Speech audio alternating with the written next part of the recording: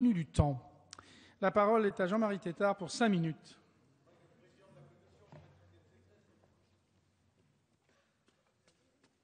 On va respecter le temps. Monsieur le Président, Madame la Ministre, Madame le rapporteur, mes chers collègues,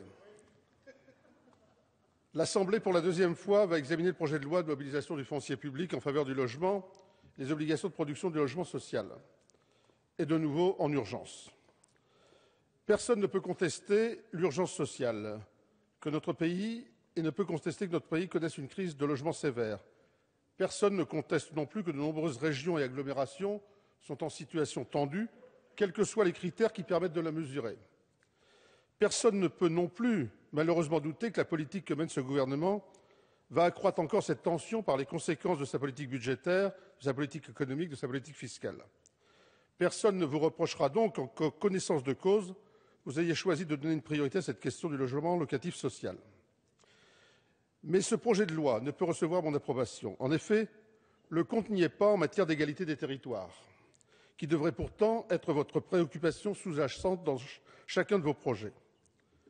Le compte n'y est pas car toutes les collectivités ne seront pas aidées de la même manière face aux obligations nécessaires que renforce votre projet de loi. En matière de mise à disposition du foncier d'abord, des communes pourront bénéficier, je l'espère, d'une mise à disposition gratuite du foncier par l'État et ses établissements publics. D'autres ne le pourront pas, parce que l'État ne dispose pas forcément du foncier disponible ou adapté sur leur territoire. Ces communes devront alors participer lourdement au bouclage financier des opérations. Elles seront alors pénalisées financièrement, tout en ayant les mêmes obligations de réalisation de logements sociaux. Comment envisagez-vous de leur apporter des compensations pour qu'elles puissent développer du logement social? Sur un autre plan, vous savez parfaitement l'incidence des loyers plafonds proposés pour les zonages en vigueur sur la faisabilité des projets et de leur financement. Aujourd'hui, en Île-de-France, par exemple, la zone 2 ne permet plus aux communes qui y sont soumises de trouver des bailleurs sociaux acceptant de conduire leurs opérations, sauf à titre de bonnes relations partenariales. À titre de bonnes relations et assurément à titre exceptionnel, dans la mesure où ces bailleurs doivent alors y injecter un taux d'autofinancement pouvant atteindre 30 à 40%. Pour atteindre les objectifs qui leur sont fixés, ces communes devront alors contribuer de manière importante à l'équilibre des opérations pour compenser l'effet de zonage que la commune immédiatement voisine, alors que la commune immédiatement voisine bénéficiant de la zone 1 verra sa contribution réduite. Cette situation vous a été soumise en commission par un amendement proposant d'unifier les zonages en Île-de-France, hors Paris bien sûr. Vous avez trouvé la question éventuellement pertinente, assurément non recevable et à renvoyer bien évidemment, comme tant d'autres, au bon soin d'un groupe de travail à venir. Alors oui, en matière d'égalité des territoires, on est loin du compte. Vous en avez d'ailleurs conscience et vous avez pris le soin de préciser que les communes qui ne pourraient pas atteindre les objectifs posés par la loi pourraient bénéficier de l'indulgence de l'administration si elles pouvaient prouver leur bonne foi et leur bonne volonté.